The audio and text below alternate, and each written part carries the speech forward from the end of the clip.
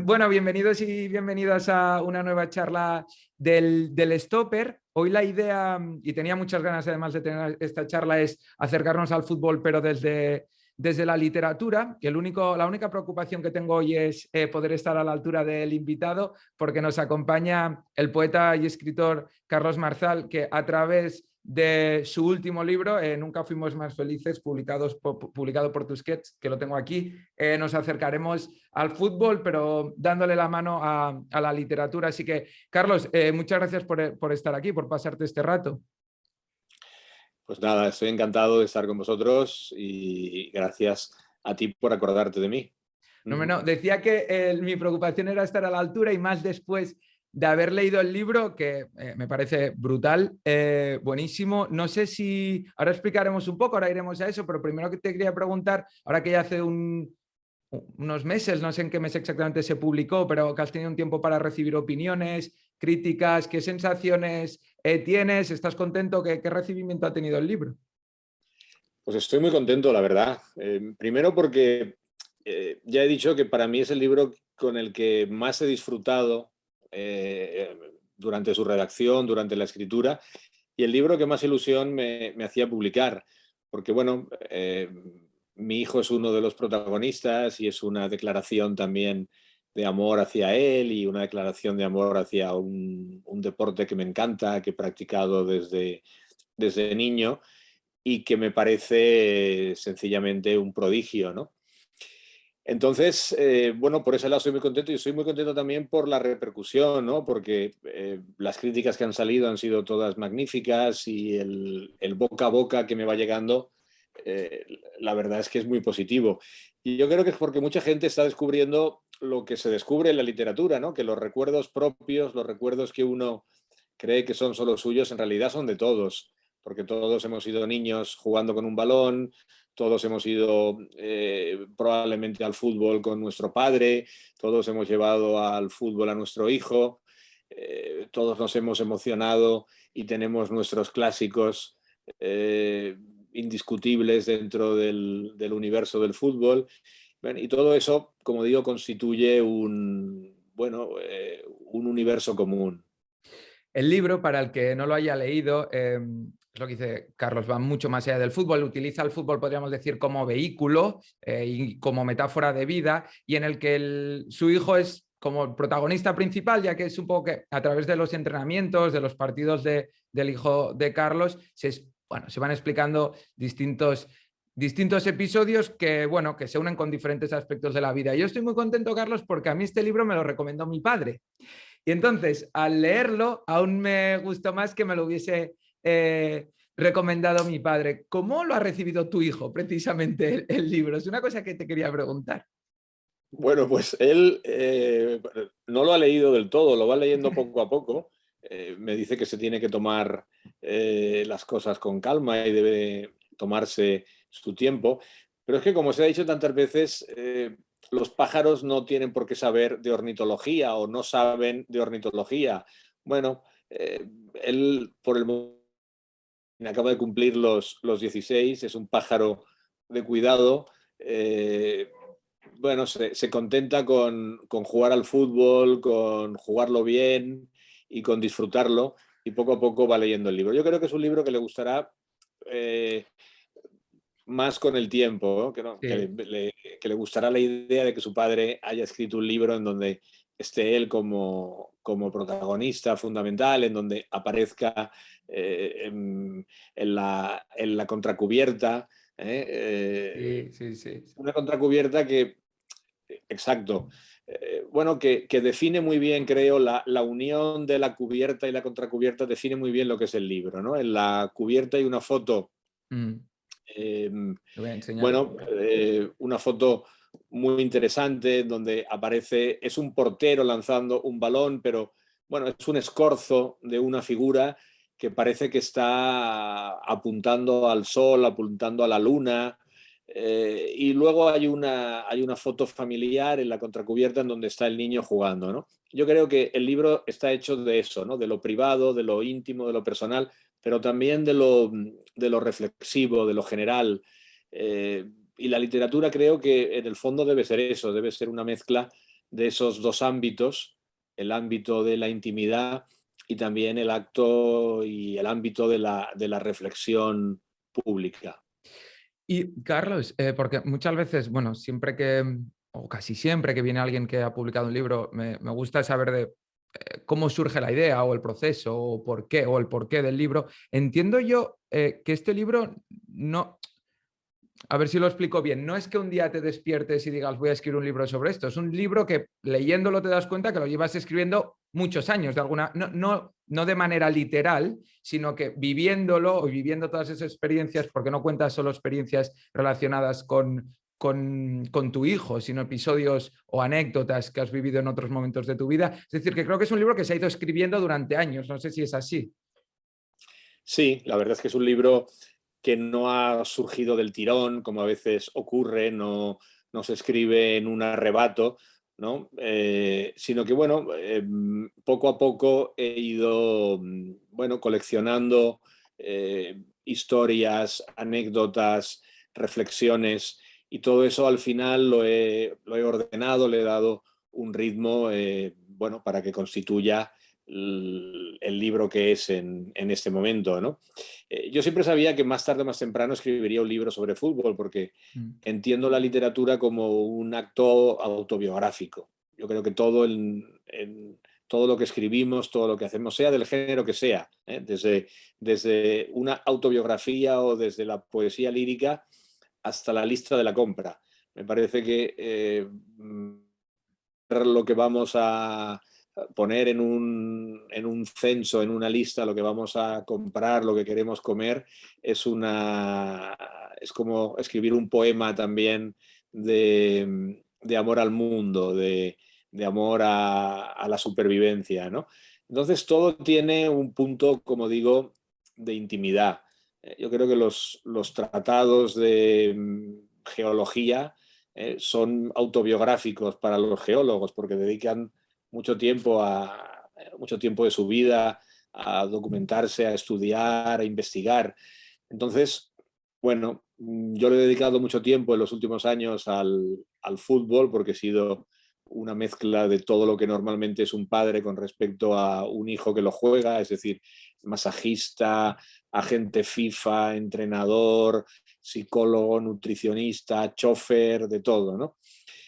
Y como, bueno, la literatura para mí es eso, es un reflejo del mundo que uno vive, sabía que más tarde o más temprano escribiría un libro de fútbol, y así ha sido. Lo llevaba escribiendo, como has dicho, bastantes años, porque a mí los proyectos se me complican, se me alargan, siempre creo que voy a terminar pronto y empiezo con muchas fuerzas, y luego el proyecto se hace más complejo, se extiende y hay que seguir con otra mentalidad, ¿no?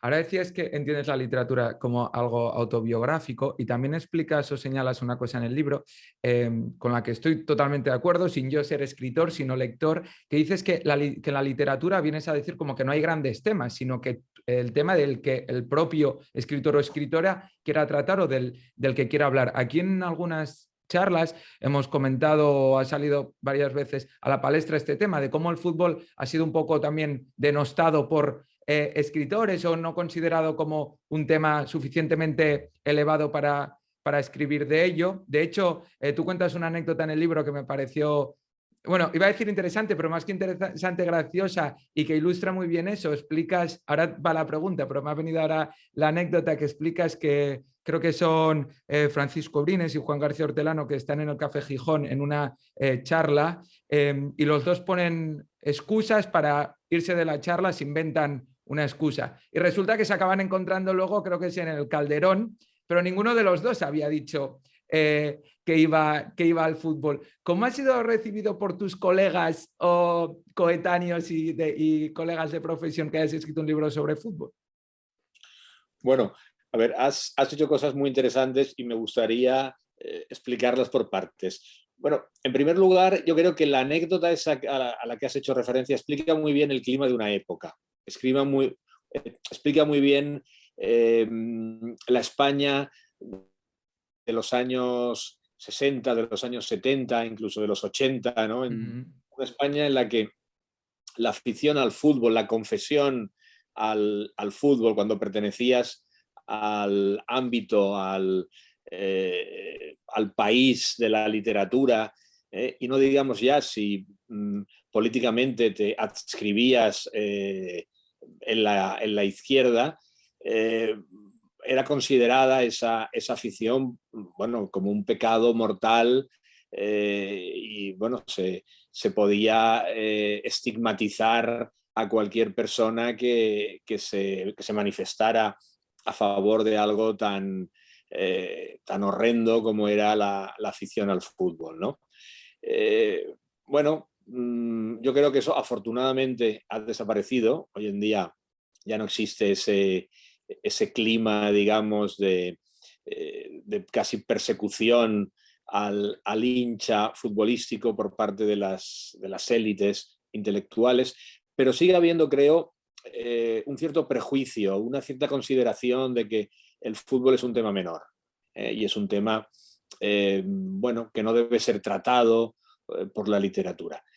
Bien, como has dicho tú también, en el libro indico que para mí no hay temas importantes, no hay temas serios, no hay grandes objetos, ¿no?, de la alta literatura. Cualquier tema en manos de un escritor con talento, en manos de un gran escritor, bueno, se puede convertir en una obra maestra. Lo hemos visto mil veces en la literatura, en el cine, en todas las artes. No hay personajes dignos de retrato. Un rey no es más digno de ser retratado que un bufón, ¿eh? Lo sabemos por Velázquez. No las aventuras de un loco que ha perdido la cabeza, ha perdido el juicio por la lectura de novelas de caballerías y se dedica como un payaso a ir por los campos de Castilla persiguiendo aventuras. Bueno, puede parecernos un asunto absurdo, pero en manos de Cervantes es nada más y nada menos que el Quijote.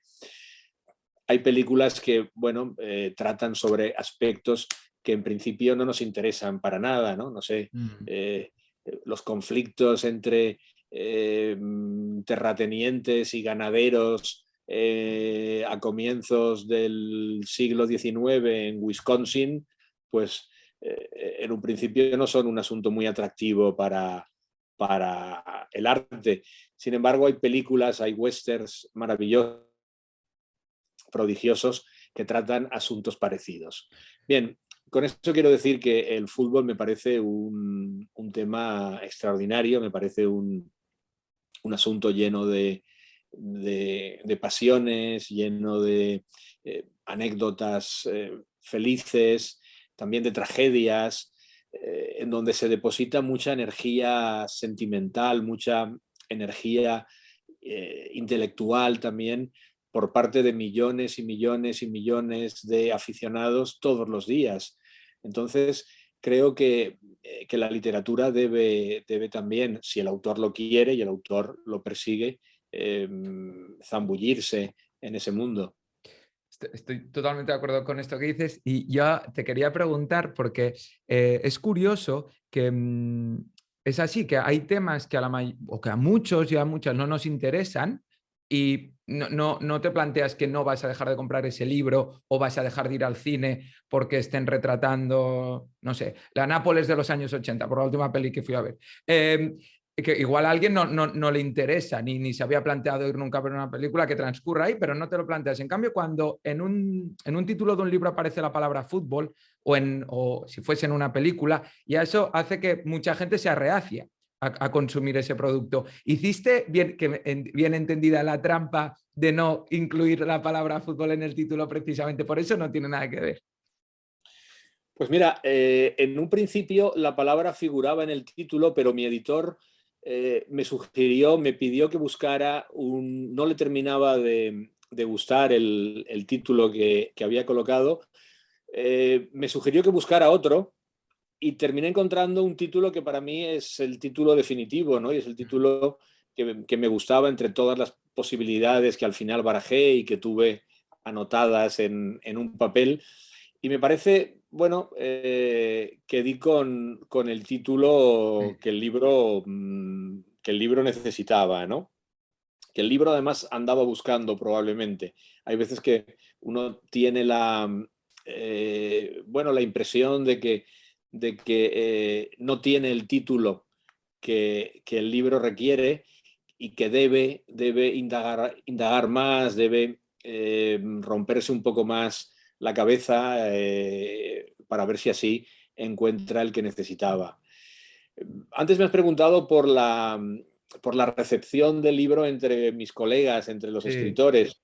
Bueno, pues mira, hay algunos que piensan o que pensaban antes de leerlo que me había vuelto loco por efecto de algún balonazo recibido en la infancia o en la juventud, pero que luego al leer el libro han visto que, bueno, que es un libro fundamentalmente de literatura. Yo soy escritor, no voy a hacer un mm, tratado ni voy a hacer no soy historiador, no voy a hacer una historia del fútbol. Yo he hecho un libro desde el punto de vista de un aficionado, pero sobre todo de un escritor. Me gusta la literatura reflexiva, entonces he utilizado las anécdotas, he utilizado el pie forzado del fútbol para irme hacia muchos lugares distintos, para reflexionar, para pensar sobre lo que en definitiva más me interesa como lector y como escritor, que es el corazón humano. A mí me interesan las pasiones de los personajes en las obras de teatro y en las novelas, me interesa la interioridad y la emoción en los libros de poemas, me interesan las aventuras de los personajes en los relatos, es decir, todo lo relacionado con la intensidad de la vida, con la intensidad del mundo. Y yo creo que en el libro he procurado hablar de eso, hablar de las pasiones del ser humano y de las aventuras que nos hacen vivir con más intensidad.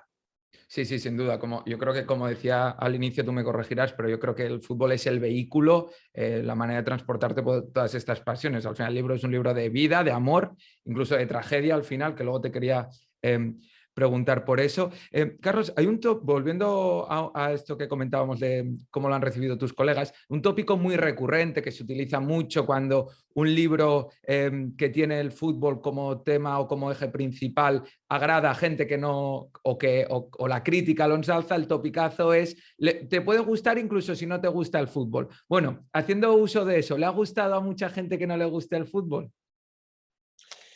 Bueno, estoy recibiendo, sí, bastantes opiniones de gente que dice, bueno, a mí el fútbol me trae sin cuidado, o no sé nada de fútbol, o el fútbol es una preocupación completamente secundaria entre mis aficiones. Pero el libro me ha gustado, me ha gustado. Eso yo creo que el libro a los lectores, a quienes el fútbol no les atraiga, les puede interesar, les puede resultar atractivo. Y de la misma forma, a los futboleros a los que la literatura en principio no, bueno, no es, no es una de sus aficiones fundamentales, bueno, por lo que se cuenta y por la forma con que se cuenta, a lo mejor lo reconcilia un poco bueno, con el arte de contar, con el arte de reflexionar. Sí, sí, sí. Y para los que hemos jugado a fútbol y nos gusta el fútbol, hay una cosa, y por eso también te decía al inicio que me alegro mucho que este libro me lo recomendase mi padre, porque sobre todo, como decía, para los que hemos jugado, te conecta, al final hablas de tu experiencia, pero es una cosa que, como decías tú también, cuando hablas de ciertos temas que compartimos mucha gente, es como que las experiencias las estás contando tú, pero muchas le podría cambiar el nombre, me habrían pasado a mí, a un amigo, a mi padre, a mi hermano. Y hay una cosa respecto a esto que me pareció muy interesante y me gustó mucho, no recuerdo, es al inicio del libro, de hecho, en los primeros capítulos, que explicas que el fútbol también sirve a los padres como para, en un momento dado, en cierta etapa vital de los hijos, para tener más complicidad con ellos y que cuando dejan de jugar te sientes como un entrenador al que han despedido y se queda sin equipo. ¿Por qué esa complicidad a través del fútbol es tan especial? Tú que lo has vivido como jugador de categorías inferiores y juvenil y ya como padre. Bueno, es una prolongación, creo, de nuestra infancia, en primer lugar. El fútbol lo descubrimos y lo jugamos y lo disfrutamos desde la infancia. Es decir, uno empieza normalmente a jugar en el colegio, con los amigos, en las calles, en los veranos. Y luego, aunque no lo sepa, cuando se hace mayor y cuando se convierte en espectador, cuando ya no puede practicar el fútbol o cuando la práctica del fútbol se convierte en una locura, porque el cuerpo ya no responde y cada vez que uno decide jugar una pachanga termina lesionado para 2 o 3 meses. Bueno, cuando eso ocurre, el individuo, aunque no lo sepa, lo que está haciendo es intentar prolongar la infancia. Una época en donde nunca fuimos más felices que en ese tiempo y cuando jugábamos al fútbol. Y que, bueno, es la energía, la pila, me parece sentimental, que nos mantiene en el mundo. Yo creo que, bueno, no hay cosa más importante que los niños y no hay cosa más importante que nos haya ocurrido que nuestra propia infancia. Y que, bueno, casi todo lo mejor de nosotros que podemos mantener cuando nos convertimos en adultos, cuando caemos en el tiempo, tiene que ver con eso, con los valores, con las virtudes, con los entusiasmos que descubrimos cuando éramos niños. Yo creo que eso es fundamental. De manera que el padre que ayuda, que acompaña a su hijo en la práctica del fútbol, por un lado, trata de recuperar su propia infancia. Por otro lado, creo que le procura a su hijo un disfrute de su infancia, el niño, también magnífico, también maravilloso. Y además comparte un vínculo muy estrecho que está hecho de lo que están hechos los vínculos. Por un lado, de tiempo. Hay que dedicar mucho tiempo a un hijo que juega al fútbol, si lo llevas a entrenar, si ves sus entrenamientos, si además hablas con él de esos entrenamientos, de esos partidos, de la pasión por algún equipo concreto. Y todo eso refuerza, me parece, de una manera muy, muy intensa esa relación del padre con el hijo y del hijo con el padre.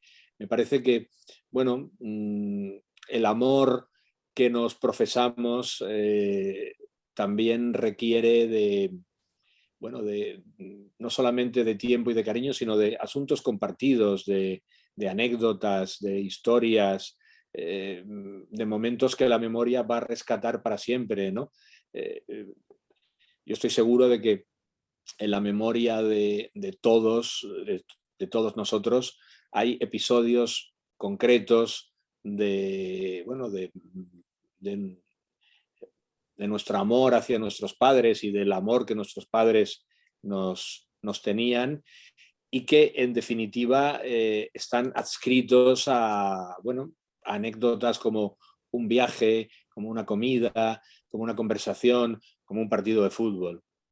En ese sentido, por todo lo que estás diciendo, si no existiese el fútbol en cuanto, ya, luego hablaremos un poco de la mercantilización del fútbol y tal, pero si no existiese el fútbol como vínculo de unión entre padres e hijos, ¿habría que inventar algo similar para los que nos gusta el fútbol? ¿O qué crees que, o replanteo un poco la pregunta, ¿qué hay similar a eso? Porque yo uso el fútbol, lo escribía un día en la web que tenemos, como máquina del tiempo, me sirve para muy nítidamente llegar a recuerdos que de otra manera dudo que podría tener imágenes tan claras, como calendario incluso, de saber en qué día estaba haciendo esto, o qué verano, o con quién. ¿Tú qué crees que hay similar a eso si crees que hay algo similar? Yo creo que hay muchas cosas. Todo lo que tenga que ver con la pasión, con el amor hacia algo concreto, que compartan un padre y su hijo, me parece que puede servir para lo mismo. No sé, se me ocurre el ballet, la gimnasia, todos los deportes, pero también la literatura. Mira, yo no pude compartir con mi padre el fútbol. Mi padre aborrecía el fútbol. No solamente decía que no le gustaba, sino que me decía que le molestaría que le gustase, ¿no? A él le gustaban los toros. Bueno, yo soy un gran aficionado también a los toros, me parece un mundo fascinante. Y compartía con él el gusto por los toros, íbamos juntos a las plazas, discutíamos de toros y también, sobre todo, el gusto por la literatura. Él fue un lector entusiasta. Eh, bueno, la biblioteca que yo tengo en parte es su biblioteca, aumentada con lo que mis gustos y mis posibilidades me han permitido. Y entonces yo creo que cualquier pasión compartida es un vínculo poderoso para fortalecer esa relación de amor. Yo eso lo decía, estoy de acuerdo contigo, pero lo decía porque a veces tengo la sensación, no sé, cuando hablo con mi pareja de estas cosas o con amigos que en lugar de practicar fútbol han practicado otros deportes, no sé por qué tengo la sensación de que, o amigas, lo que dices tú, que han realizado otros tipos de actividades, pero tengo la sensación que no sé si la gente que hemos jugado a fútbol o que hemos seguido a nuestro equipo de la ciudad toda la vida, somos más nostálgicos o de alguna manera no somos más nostálgicos, estamos más conectados con la nostalgia, porque tiendes a recordar a través me invento, de cómo era el fútbol hace 20 años, o qué plantillas, o qué jugadores había, o con... Tú explicas episodios de vestuario, por ejemplo, del ruido de los tacos. Esas cosas a todo el mundo le pasa y yo no escucho a amigos que han practicado otro tipo de actividades ser tan recurrentes en la nostalgia. No sé si es una percepción mía. No estoy seguro de que sea cierto, ¿sabes? Yo creo que la nostalgia es una actividad de los nostálgicos, de los que somos nostálgicos y que lo seríamos eh, con respecto a cualquier otro asunto, ¿eh? Antes te hablaba de los toros. Bueno, el espectador taurino es un nostálgico eterno. El espectador taurino Yeah. es alguien que cree haber visto torear y conocer cómo toreaban los toreros que nunca ha visto. Todo el mundo sabe, cualquier aficionado taurino dice saber cómo toreaba Belmonte, cómo toreaba Joselito, cómo toreaba Chicuelo, que son toreros que no ha podido ver nunca porque nacieron 200 años, algunas veces, antes de que él viniera al mundo. Pero existe esa vinculación nostálgica, yo creo, a través de algo muy importante también para el fútbol, que es el relato, que Mm. es la fabulación. ¿Eh? Yo creo que lo que hace grandes los asuntos que más nos interesan y sobre todo asuntos tan importantes como el del fútbol es bueno, la literatura que se genera alrededor, o quiero creer que la literatura, entendiendo por literatura algo muy amplio, que es bueno, la mitología, el cuento con Mm. que se cuenta cada espectador esa afición. Eh, Tú has dicho que, bueno, a través del fútbol nos ponemos nostálgicos, que recuperamos nuestro pasado. Bueno, eso es la literatura. La literatura es urdir una historia, urdir un cuento, urdir una fábula alrededor de cosas que nos atraen. Entonces creo que precisamente gracias a eso, gracias a la literatura, al espectador que yo soy, le interesan ciertos asuntos, como por ejemplo el hecho de la tauromaquia o el del fútbol. ¿Te da la sensación, en referencia a esto que decías, que igual en países como Argentina y Uruguay, lo focalizaría igual en esos dos, se ha explotado más la literatura ligada al fútbol? Por Y ya no supuesto. solo la literatura, la mitología, el relato, el cuento ligado al fútbol. Por supuesto, yo creo que hay una forma muy particular de vivir el fútbol en ciertos países. No se vive igual en España que en Italia y, por supuesto, no se vive igual en ningún lugar del mundo a como lo viven los argentinos y los uruguayos. Eh, Probablemente también los brasileños, pero los brasileños tienen otra idiosincrasia. Aunque a mí no me gusta hablar de los caracteres Ya, nacionales, ya. porque no existen, lo que existen son individuos. Es cierto que también hay, a pesar de todo eso, sí que hay una cierta caracterización nacional, ¿no? Bueno, con respecto al fútbol, me parece que hay una manera argentina y uruguaya de sentir el fútbol, que es como es una relación muy anómala, muy extraña, ¿no?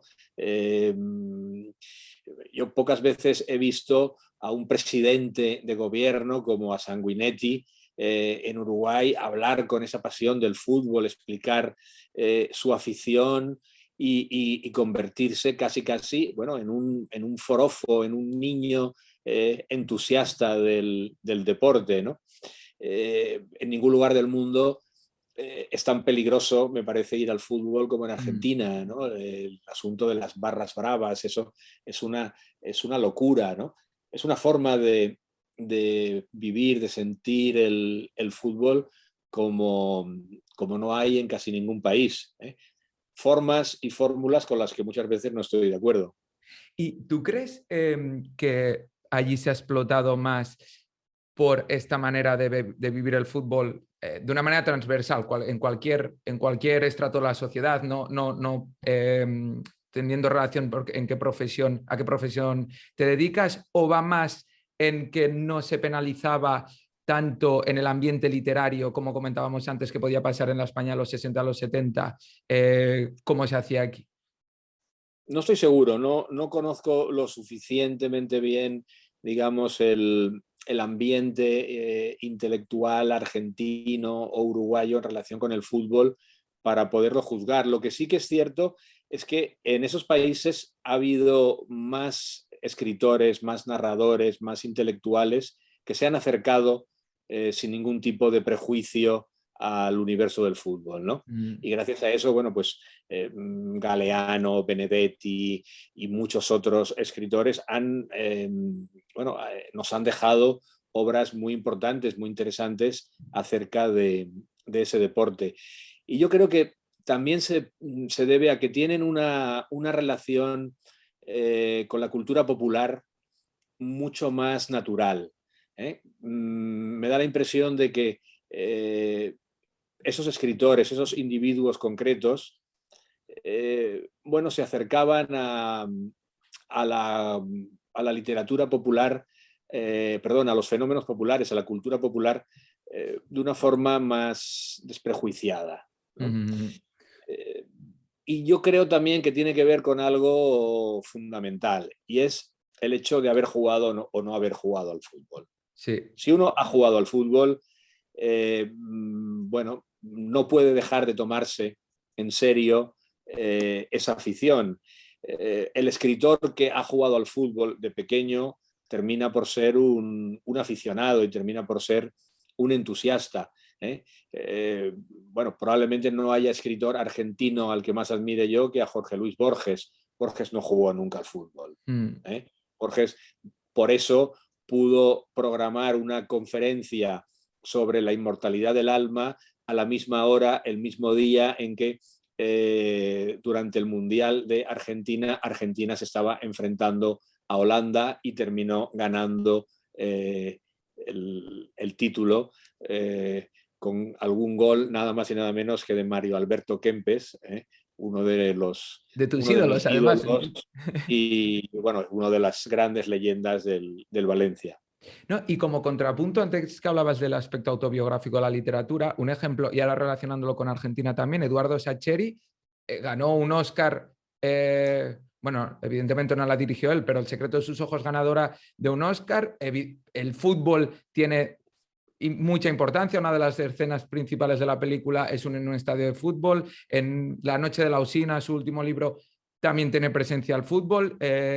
Esto lo estoy haciendo ahora a modo de reflexión de esa relación, es verdad, entre escritor y lo que él ha vivido, lo que ahora comentabas si tú has jugado al fútbol, al final, por algún lado, salen en las obras de estos autores. Es fundamental. Yo creo que eso es lo que termina por diferenciar una actitud frente al fútbol y un juicio de esa actividad, ¿no? Uh-huh. Si uno lo ha jugado en la infancia, como digo, bueno, es un asunto, si no capital, al menos importante, ¿eh? Incluso la gente que luego ha dejado de ir a los estadios, que no sigue el fútbol con asiduidad, se nota siempre quién lo ha jugado en la infancia y quién no. Uh-huh. Y Carlos, volviendo al libro, hay una cosa que me gustó, que es cómo presentas la figura del, no solo la tuya, sino la del padre que acompaña a sus hijos o a sus hijas a jugar a fútbol. Porque, y antes, ahora que estamos hablando de prejuicios, también hay ciertos prejuicios, o sea que se crea también, o la gente que igual no tiene tanto contacto con el fútbol, la percepción de que los padres que acompañan a sus hijos al fútbol suelen ser a veces maleducados, que faltan al respeto a los árbitros, que son pesados con los entrenadores, que no digo que eso no sea así, pero creo que es en un tanto por ciento más reducido teniendo en cuenta toda la gente que practica ese deporte y todos los padres y adultos que van. Por supuesto. Perdona, di, Carlos. Así que estadísticamente, a ver, los padres histéricos son minoría. Estadísticamente los pelmas, los locos dentro del universo del fútbol, que los hay, y bueno, son una minoría siempre.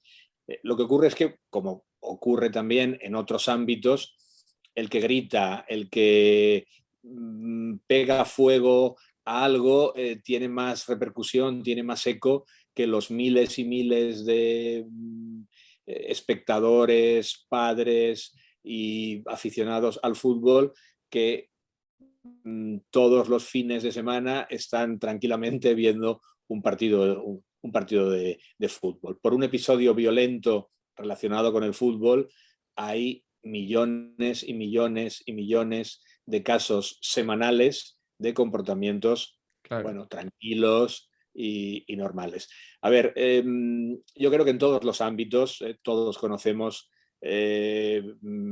periodistas histéricos, profesores de universidad insoportables, médicos maleducados, policías inconvenientes, sacerdotes impresentables. Bueno, todo eso forma parte del mundo, forma parte de la vida y, bueno, en todos sitios cuecen habas. Es que me hizo gracia porque haces varias veces, o bueno, más de una vez, referencia a lo poco que te gusta que no dejen entrar a los padres a los entrenamientos. Los padres que han tenido que hacer no sé cuántos kilómetros para acompañar al hijo a ese, o a la hija a ese entrenamiento y no poder acceder a él. Sí, muchísimas veces yo creo que los clubes de fútbol tratan con muy poco respeto, con muy poca consideración a los padres de sus jugadores. Los clubes llega un momento en que, sobre todo cuando son clubes importantes, clubes de primera división o de segunda división, se convierten un poco en propietarios del niño, del joven, del futbolista, y tratan de aislar el universo de los entrenamientos de las miradas de los padres. Bien, yo he visto cosas atroces, he visto gente que ha tenido que hacer 4 y 5 veces por semana 200 kilómetros de ida para llevar a su hijo a entrenar o a jugar y 200 kilómetros de vuelta, y ha tenido que quedarse en el parking de la ciudad deportiva de turno leyendo un libro o dando vueltas o en el bar tomando cervezas. Bueno, a mí, como digo, ese tipo de comportamiento me parece una falta de respeto y me parece absolutamente incomprensible por parte de los equipos. ¿Crees que nos estamos tomando todos demasiado en serio el tema fútbol en cuanto a esto, en cuanto a profesionalización desde muy pequeños? el tema más que manido de los niños de ciertos equipos de máximo nivel de élite que tienen representantes ya desde muy pequeños, y que precisamente a mí me parece todo lo contrario a lo que viene a decir o a lo que habla tu libro, que es el fútbol desde un aspecto romántico, de escuela de vida, de un vínculo incluso familiar, y creo que, al menos mi punto de vista, todo eso lo aleja muchísimo de eso y marca como un camino profesional y muy frío desde muy pequeños. No sé qué opinión te merece eso. A ver, yo soy un defensor del fútbol romántico y el fútbol que prefiero es el fútbol de antaño, pero no porque prefiera el fútbol de antaño, sino porque lo que prefiero es al joven que yo fui. Cuando uno ejerce la drogadicción de la nostalgia, en realidad lo que está haciendo es preferir su juventud, preferir el tiempo pasado, no porque el tiempo pasado fuese mejor, sino porque él era mejor en aquel tiempo, era más joven, tenía más entusiasmo, era más feliz probablemente, vete a saber, ¿no?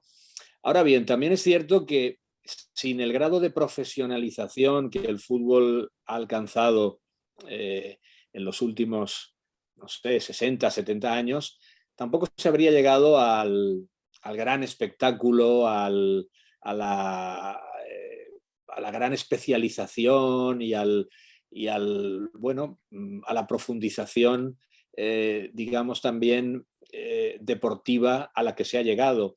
Yo creo que habría que encontrar un equilibrio, es decir, yo también defiendo el fútbol profesional, pero me parece que se está alcanzando un grado de mercantilización, de que se está, digamos, extremando un modelo de capitalismo salvaje con respecto al fútbol, que puede terminar por explotar y que de hecho explotará, ¿no? En ese sentido, yo no soy partidario de esas superligas en donde los clubes de multimillonarios van a jugar su campeonato privado, ¿no? Yo creo que las ligas locales, las ligas nacionales y luego los torneos internacionales, más o menos como se conocen hoy en día, son lo más interesante. Y esa mercantilización y ese capitalismo tan bestia que encima ya se ha adueñado, o sea, jugadores adolescentes ganando muchísimo dinero sin haber debutado incluso en el profesionalismo, y relacionándolo un poco con el aspecto de la relación esta que hablamos del libro de padre-hijo o padre-hija, ¿puede hacer que, o hace, de hecho, crees que ciertos padres vean la parte, o que se olviden un poco de la parte lúdica y de lo que representa para su hijo, por qué empezó su hijo a jugar a fútbol, y empezarlo a ver como una opción de futuro, incluso de ascender de clase, de traer ya un salario muy alto muy pronto? ¿Eso lo has vivido tú, que llevas tanto tiempo recorriendo campos de fútbol base? A ver, mira, mi experiencia es que todos los padres, yo creo que todos los padres, sublimamos a través de nuestros hijos, proyectamos nuestras esperanzas en nuestros hijos. Eso es innegable e indudable. ¿Quién no quiere que su hijo pueda terminar haciendo algo que le guste mucho, ya sea jugar al fútbol, tocar el violín, bailar, ser arquitecto o lo que sea, ¿no? Todo el mundo queremos que a nuestro hijo le vaya mejor que a nosotros. Entonces, me parece que no es nada desdeñable, no es nada criticable esa intención de los padres bueno, de proyectar sus deseos, sus sueños en la figura de sus hijos. Me parece lo más natural. Ahora bien, es cierto que en determinados ámbitos, como es en el ámbito del fútbol, esto tiene además un componente económico. Bueno, hay familias que de hecho salen de la pobreza o salen de la miseria gracias al talento y al trabajo en el mundo del fútbol de sus hijos. Y probablemente haya padres que también lo vean como, bueno, como un negocio, como como una esperanza de mejora en todos los ámbitos, ¿no? A través del éxito en un mundo en que bueno, se maneja mucho dinero, se puede llegar a ganar mucho dinero. Bien, tampoco estoy seguro de que eso no sea digno y no sea, eh, bueno, algo, bueno, que en definitiva termine por ser positivo. Mm. Eh, bueno, querer salir de la pobreza, querer mejorar en el mundo para vivir mejor, me parece que es una ambición muy, muy noble y me parece que no tiene por qué ser perniciosa. Muchas veces se ve esa figura del padre que acompaña al hijo triunfador como un ave rapaz que ha explotado al niño hasta convertirlo en una máquina de imprimir billetes.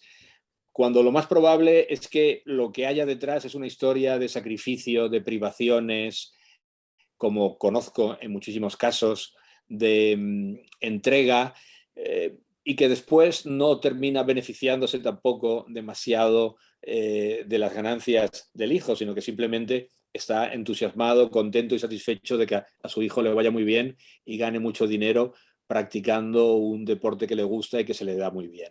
No todo el mundo es, sino los menos, ese padre voraz que ha corrompido la infancia de su hijo, que le ha arrebatado la niñez. Hay casos, por supuesto, de todo eso, en todos los ámbitos.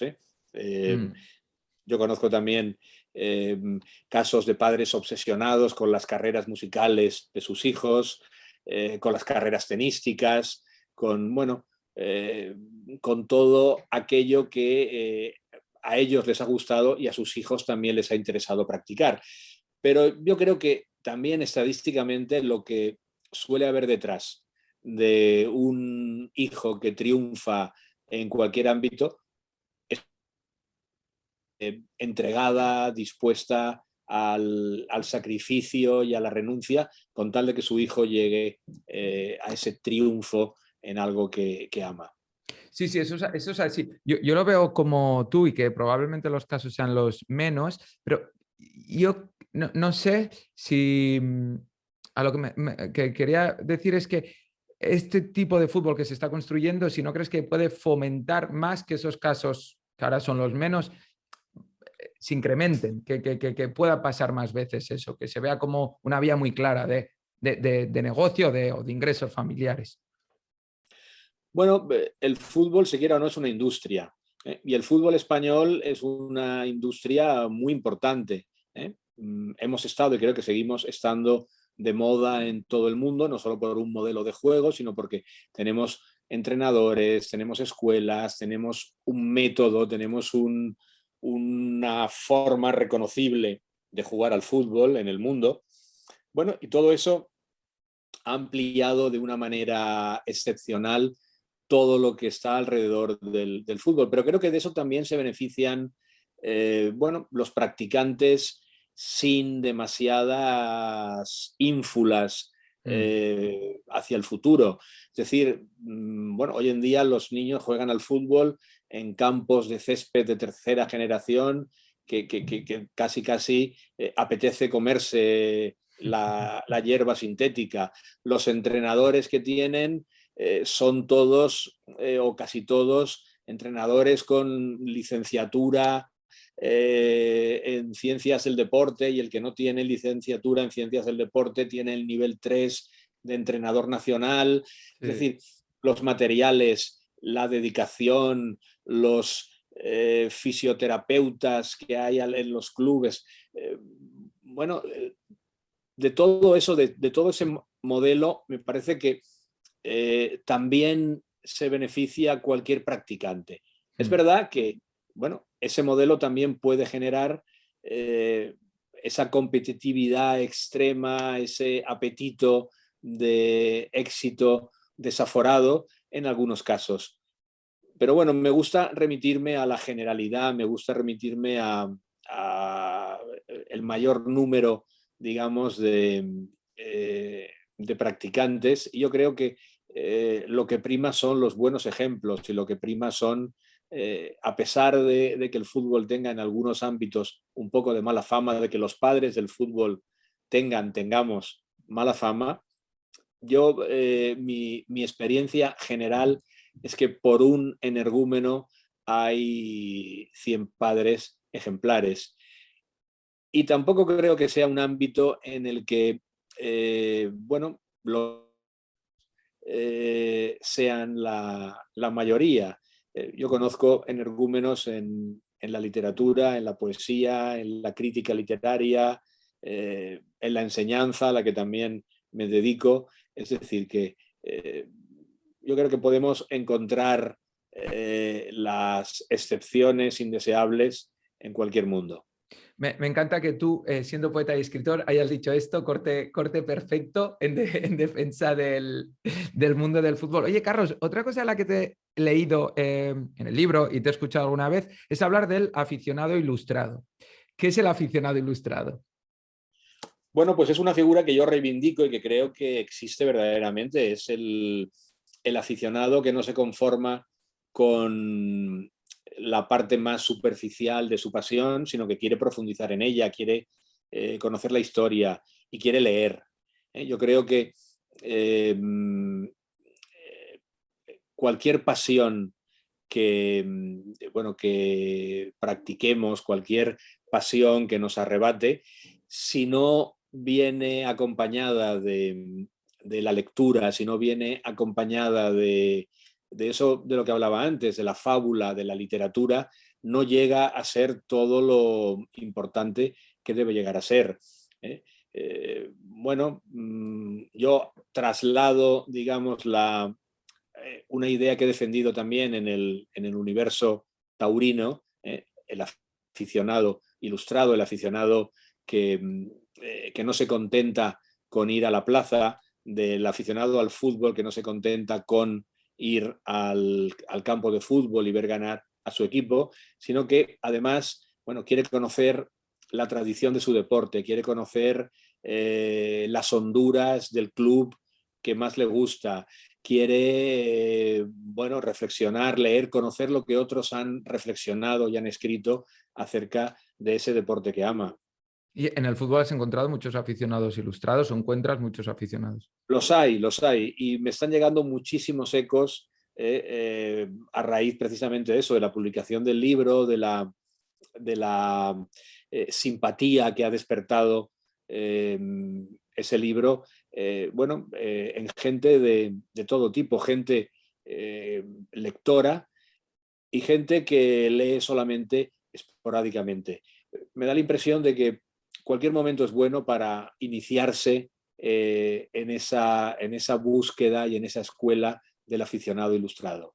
Y trasladando esto mismo a los futbolistas, que en mi opinión, no sé si la compartirás, creo que están demasiado estigmatizados en cuanto a los tópicos de siempre, de que si no leen, que si... Bueno, yo creo que todo se tiene que poner en su contexto, muchas veces gente súper joven, que hablábamos antes que llega al profesionalismo, que no puede dedicar tampoco tiempo a igual unos estudios universitarios o de otro tipo, que complementen su educación, pero a la vez creo que es un reflejo de la sociedad. No todo el mundo le gusta leer, no todo el mundo le gusta ir al cine, no todo el mundo tiene facilidad de palabra. No sé, desde tu punto de vista, cómo ves esto, esta sensación o esta percepción que todo el mundo tiene del futbolista o que se quiere generalizar, vaya. Bien, has hecho una cosa que yo defiendo y que me interesa mucho. Es decir, para mí la literatura, la poesía, la novela, la filosofía son algo fundamental, son algo que llena mi vida, sin la cual no entendería, la forma de estar en el mundo. Pero creo que eso es algo privado, algo personal. Es decir, yo creo que se puede ser muy feliz, se puede ser una persona enormemente provechosa para los demás, para el mundo, sin haber leído a Shakespeare, sin haber leído a Kant, sin haber leído a Cervantes. Yo creo que quien no lo hace se pierde algo muy interesante, muy intenso, que a mí me ha hecho disfrutar mucho, pero no lo considero imprescindible. Yo creo que muchas veces los escritores, los artistas, cuando hablamos de la necesidad del arte, lo que queremos decir es que es necesaria para nosotros. Mm. Y que, bueno, quien se quiera acercar, a lo mejor la convierte también en necesaria, ¿no? Bueno, eso por un lado. Por otro lado, yo creo que antes he dicho que los pájaros no saben o no necesitan saber de ornitología. Yo creo que los futbolistas tampoco necesitan ser profesores de literatura, ni profesores de filosofía, ni... bueno, he conocido futbolistas ilustrados, he conocido gente a la que, bueno, el disfrute de la cultura ha supuesto algo muy importante en su vida, y otros que que confiesan no haber leído un libro, pero que son, bueno, genios dentro del universo del fútbol. Messi dijo hace unos años que Guardiola le animaba para que leyera algún libro y que no consiguió nunca terminar ninguno, sobre todo ninguno de los que Guardiola le decía que tenía que leer.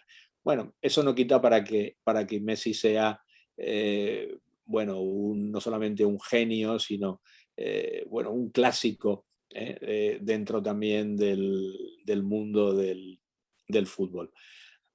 He dicho que he conocido gente muy ilustrada, lectora dentro del mundo ese del balompié. Juan Mata estuvo durante muchos años, bueno, varios años en Valencia, pude tratarlo. Y de hecho lo invité a un ciclo de poesía que dirigía junto con Vicente Gallego en el Palau de la Música de Valencia. Un año decidimos que en lugar de invitar a poetas para que nos leyeran sus poemas, íbamos a invitar a gente de otro ámbito para que nos contara su experiencia con la poesía y para que nos leyera sus poetas y sus poemas favoritos.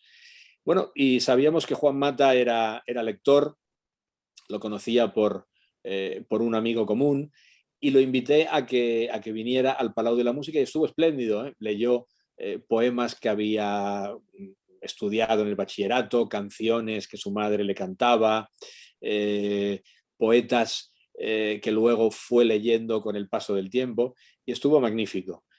Lo único que nos pidió para venir a esa lectura fue que no le diéramos mucho bombo, que no lo anunciáramos en los periódicos ni nada. Aún así la sala estaba a reventar, porque luego en el vestuario iba a haber el cachondeíto con él, iba a terminar por ser Juan Mata el poeta.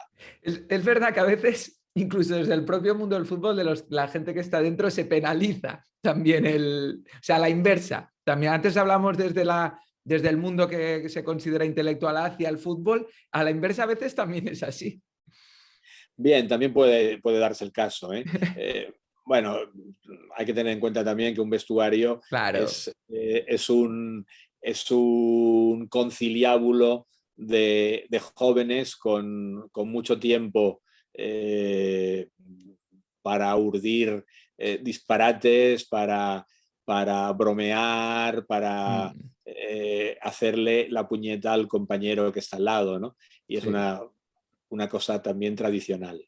Ahora, aprovechando este ejemplo que ponías de Mata y la poesía, y siguiendo un poco con el tema que estamos hablando ahora, por ejemplo, yo, y está muy feo decirlo delante tuyo, pero soy un desconocedor absoluto del mundo de la poesía, por ejemplo, de música clásica, las 4 cosas básicas y ya está. ¿Por qué crees que relacionándolo con esto, desde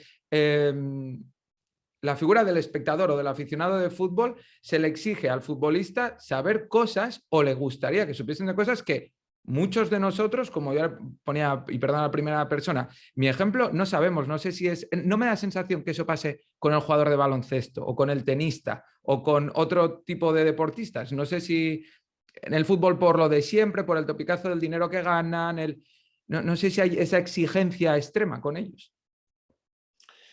Bueno, yo creo que hay, por un lado, una exigencia provocada a veces por la envidia, ¿no? A todos nos produce una gran envidia ver que gente joven en ocasiones es multimillonaria, Ah, nos gusta, en ese caso, bueno, adjudicarle el calificativo de inculto, de bruto, de analfabeto, de lo que sea. Bueno, creo que eso es enormemente injusto por lo que he dicho antes, porque, bueno, cada uno sabe de lo que sabe, cada uno pertenece a un mundo. De la misma forma que yo creo que no hay que pedirle al futbolista que sea un sabio y un erudito, no hay que pedirle a un erudito que juegue al fútbol. Nadie se atreve a decirle a un narrador de éxito, bueno, calienta que vas a salir, y ponte a jugar ahora con quien sea, ¿no? Bueno, pues me da la impresión de que tenemos que ser un poco más sensatos, de que tenemos que limitar eh, bueno, las cosas al ámbito en el que se producen y que no hay que ni que generalizar ni que pedir lo que no pertenece en buena lógica a ese mundo. ujú. Y Carlos, iba controlando ahora el tiempo mientras te escuchaba y no me querría alargar mucho más porque te estoy robando bastante tiempo, pero para ir entrando un poco en la recta final, si te parece bien, y volviendo un poco a lo que podemos encontrar en el libro, si yo antes decía que el libro es, en mi opinión, al menos una celebración de la vida, incluso un libro de amor, la última parte, la prórroga, además no te la esperas, de hecho empieza la prórroga con una celebración, describiendo una celebración, describe una tragedia, un accidente. No sé si eso no sé si sin destripar mucho el libro, si me podrías explicar un poco si es a modo de contrapunto de, bueno, dentro de toda esta celebración tenemos que ser conscientes que precisamente celebramos cosas en la vida porque luego pueden llegar momentos de este tipo, o también sirve un poco a modo de homenaje. Si quieres explicar tú de qué trata esta última parte. Bueno, pues todo lo que has dicho, ¿eh? Me parece que has utilizado unas palabras que estaban en mi intención, que has explicado muy bien de qué sirve esa parte final, que es una parte trágica, en donde se describe el accidente de un amigo y la tragedia de un amigo que al cabo del tiempo le provocó la muerte y que está mínimamente relacionada con el fútbol, pero está relacionada porque ese accidente se produjo en mi casa cuando ese amigo peloteaba con mi hijo. Mi hijo entonces tenía 10 años y este amigo, bueno, sufrió después de una celebración, como has dicho, maravillosa, en un día amigos, después de una comida y de un día de verdad fantástico, que podía ser un arquetipo de celebración y de felicidad, se produjo una caída tonta, absurda, que terminó en una tetraplegia nada más de este amigo y finalmente en su muerte. Bien, este amigo es Antonio Cabrera, un poeta excelente, uno de los mejores poetas de mi generación, y yo quería, por un lado, realizar un homenaje, por supuesto, a su persona, a su figura, pero luego también utilizar la tragedia como contrapunto literario y como contrapunto eh, vital, digamos, a la primera parte, que es una primera parte hímnica, una primera parte celebratoria, ¿no? ¿Y por qué quería hacer esto? Bueno, pues porque creo que la vida es precisamente esa mezcla de lo trágico y lo festivo, de lo maravilloso y de lo desastroso, eh, de la vida y de la muerte. Es decir, me parece que sin lo uno nunca encontramos lo otro, y sin lo otro no podemos terminar de entender el valor de lo primero, ¿no? queramos o no, por más maravillosa, por más feliz, por más plena que haya sido nuestra vida, la vida, como dijo un filósofo, termina mal. Su último acto siempre es trágico, siempre es sangriento. Lo sabemos, pero no por eso dejamos de amar la vida, no por eso dejamos de celebrarla, no por eso dejamos bueno, de procurarnos esos momentos de intensidad. Y yo quería que el libro tuviera también esa mezcla, ¿no? Que estuviera sustentado también, como ocurre en la realidad, con esa parte que también es trágica. Quiero recordar que al principio de esa última parte, de hecho, vienes a decir algo, no me acuerdo cómo es literalmente, pero vienes a decir algo, estás diciendo que incluso dudas de si esto al final lo vas a añadir en el libro o si va a haber la luz. ¿Siempre tuviste claro que tenía que haber una parte si al final, o siempre tuviste claro el homenaje a tu amigo, o que querías incluir un homenaje?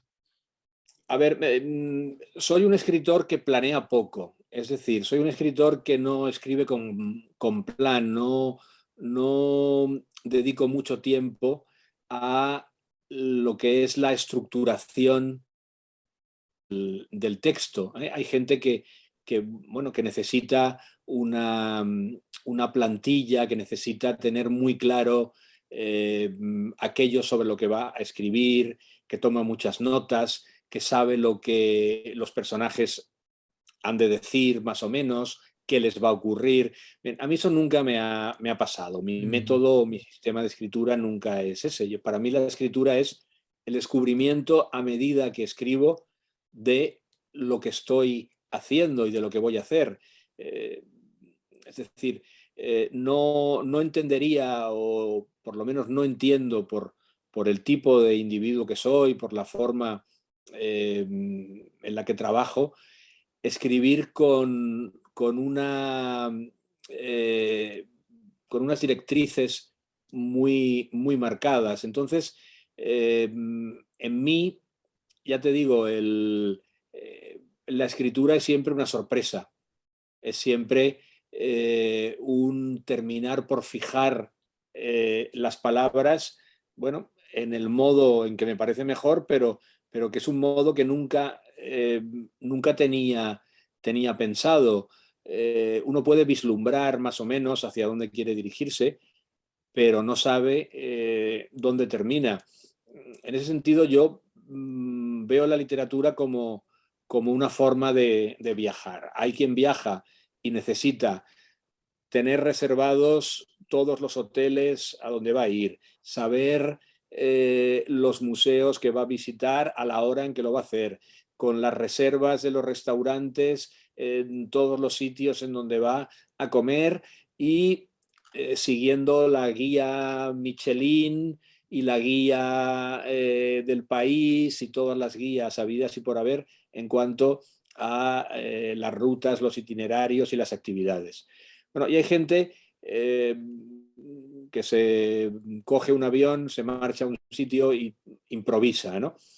Bien, yo puede que sea más el viajero en lo que respecta a los viajes reales, previsor, pero por lo que respecta a la literatura, soy el otro tipo de viajero. De manera que, bueno, tenía la intención de hacer un texto que homenajeara a Antonio Cabrera, tenía la intención de contar eso, porque también quería, bueno, curarme de lo ocurrido mediante la literatura. Yo creo que la literatura, la escritura, es medicinal, al menos para mí. Es como hablar con un amigo y descargar la conciencia, es como aligerar las culpas que a veces nos asustan. Y yo creo que la escritura cumple también con ese papel terapéutico, ¿no? Bien, entonces, durante el confinamiento, como tantos, rematé el libro, escribí a lo mejor las últimas 150 páginas, Y cuando llegué al final del texto, bueno, noté que faltaba algo o pensé que sería buena idea rematarlo con esa parte, que es una parte que mezcla, creo, por igual lo festivo y lo trágico, Mm. lo ítmico y también lo elegíaco, ¿no? Las risas y las lágrimas. Ahora decías que tiene ese aspecto o poder medicinal, la escritura, para ti en cuanto a tu escritura, y evidentemente esta parte entiendo que habrá sido muy complicado de escribir, no en cuanto a que te saliesen las palabras idóneas para describirlo, sino el proceso en sí. Al margen de esta prórroga, el resto del libro que cuentas cosas personales, se basa en tus vivencias, a veces tienes pudor a la hora de escribir o te autocensuras, perdón, de alguna manera, o en ese aspecto te dejas mucha libertad. Bueno, yo creo que ese es un asunto interesantísimo, el asunto del pudor o del impudor en la literatura. Yo creo que eh, lo más interesante para mí es contar la intimidad, pero contar la intimidad de una forma eh, que no sea hiperbólica, de una forma que no sea obscena. Mm. Yo creo que hay que ser, hay que profundizar en lo privado, en lo personal, pero nunca pero nunca llegando a la obscenidad de la confesión sin interés. Yo creo que es un asunto más que de lo que se cuenta, del tono con el que se cuenta. Yeah. Hallar el equilibrio, creo que se pueden contar las cosas más atroces, se pueden contar las cosas más terribles, se pueden contar las cosas más privadas y que, bueno, que terminen siendo de todos, que terminen siendo eh, experiencias en las que el lector se puede reconocer sin, como digo, sentir que se está siendo obsceno. Es una cuestión de temperatura, es una cuestión de distancia con respecto a lo narrado. En definitiva, de formas. Cuando un poeta adolescente se enamora por primera vez y nos quiere contar con todo el entusiasmo eh, al que tiene todo su derecho, su enamoramiento, suele resultar impudoroso, suele resultar a veces incluso obsceno en esa Sí. declaración, en ese intento de hacernos partícipe de su amor.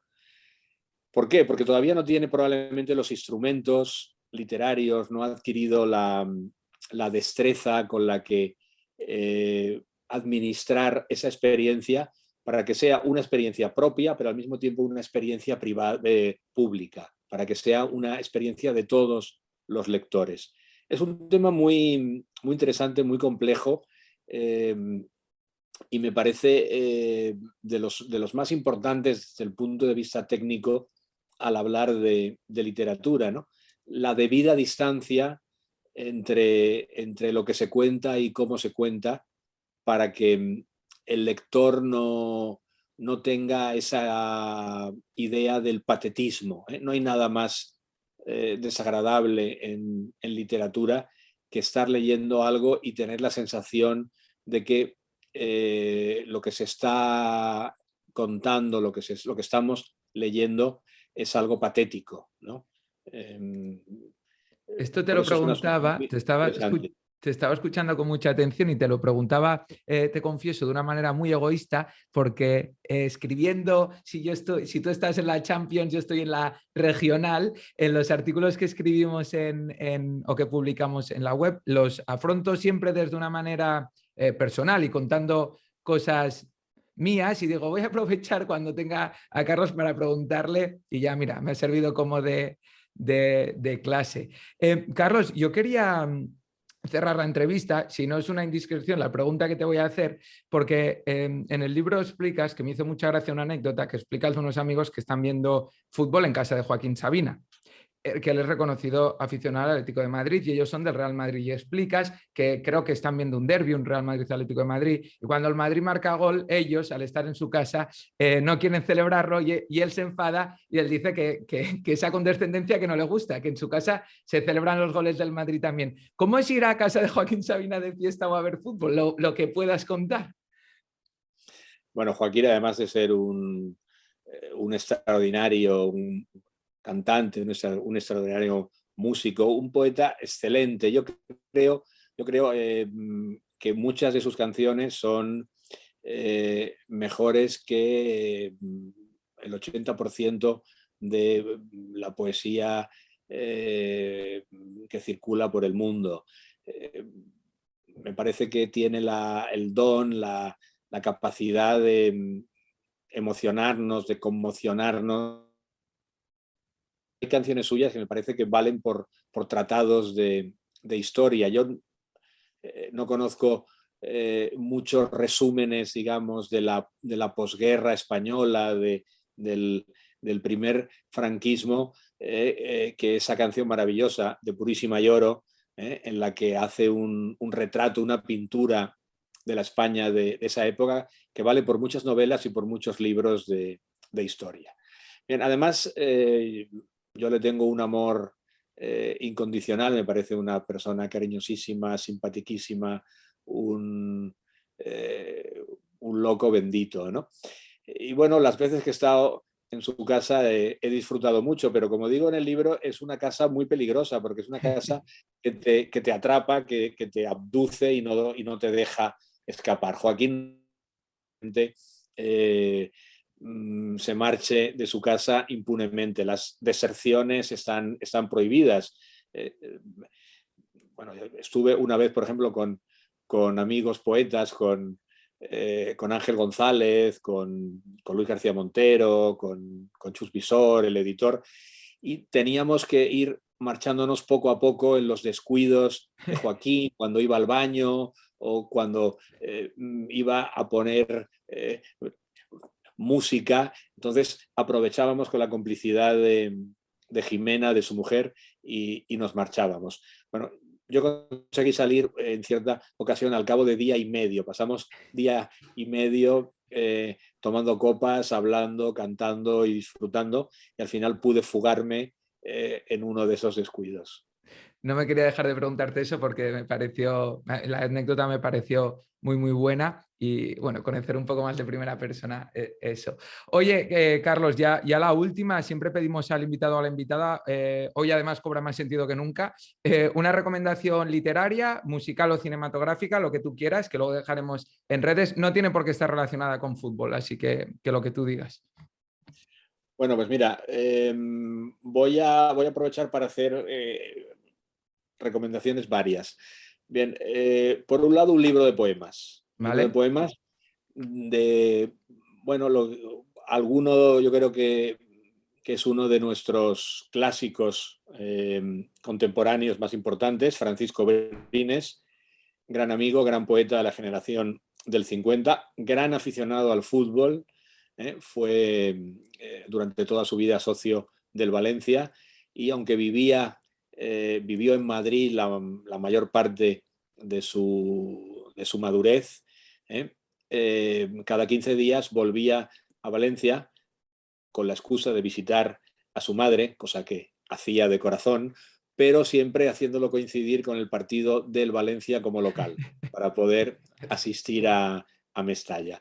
Bueno, se acaba de publicar su libro póstumo, Donde muere la muerte, y me parece un poemario magnífico, y me parece una puerta de entrada espléndida al universo de Francisco Brines. Ahí está, bueno, lo mejor, digamos, de sus, eh, de sus vetas poéticas, ¿no? El Brines reflexivo, el Brines amante de la naturaleza, el Brines metafísico, el Brines cantor del amor carnal. Eso por lo que respecta a la poesía. Y una novela, la primera novela de una escritora estupenda, de una poeta joven, pero ya con una obra muy prestigiosa, Lola Mascarell, ha publicado también está en Tusquets el libro de Francisco Brines. Bueno, el libro de Lola Mascarell se titula Nosotras ya no estaremos. Es una breve novela magnífica, una de las evocaciones de la infancia y de los años, bueno, de la infancia en los años 80, en los años 90, más intensas, más llenas de aciertos, de inspiración que he leído en los últimos tiempos. Así que bueno, esas dos recomendaciones en prosa y en poesía me parece que son muy interesantes. Pues quedan grabadas y además me ha gustado que recomiendes algo de poesía, que como te decía yo durante la charla, no estoy muy abocado a ella, así que será como mi puerta de entrada a la poesía. Me comprometo a que así sea. Pues es una buena fórmula para adentrarse en la poesía, leer a Francisco Brines. Lo haré. Oye, Carlos Marzal, autor de este magnífico Nunca fuimos más felices, publicado por Tusquets. Muchísimas gracias. Yo lo he pasado genial, espero que hayas pasado un buen rato. Yo también, he disfrutado muchísimo. Aquí me No. tienes para cuando quieras.